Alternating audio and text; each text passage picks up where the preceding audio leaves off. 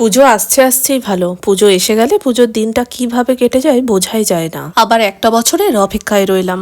আমাদের কিন্তু মায়ের কাছে দুধ কলা রেখে বাদ বাকি ফল প্রসাদ খিচুড়ি প্রসাদ সবাইকে দিয়ে দেওয়া হয়। আর এদিকে রাত্রিরের জন্য সব রান্নাই কমপ্লিট, সব শেষে পাঁপড় ভাজা চলছে। এবছরে আর খিচুড়ির ঝামেলা করা হয়নি, এবছরে লুচি পোলাও 2 রকমের সবজি মেনু করা হয়েছে। নেমন্ত্রিত লোকজন যেহেতু সন্ধ্যে থেকেই আসতে শুরু হয়ে যায়, সেই জন্য আমার বরমশাই কফিরও একটা অ্যারেঞ্জমেন্ট করেছে। তার সাথে কিন্তু সবাইকে কফি সার্ভের দায়িত্বটাও নিয়েছে। এবার চলো তোমাদের মেন কোর্সের দিকে নিয়ে যাই।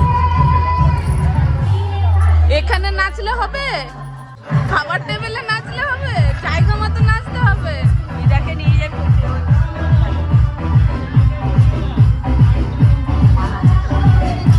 ভালো খেতে, টেস্টি। ও বাবা লজ্জা। টাটা দিয়ে দাও, টাটা দিয়ে দাও। তারপরে সব শেষে এইভাবে একটু আনন্দও করে নিলাম।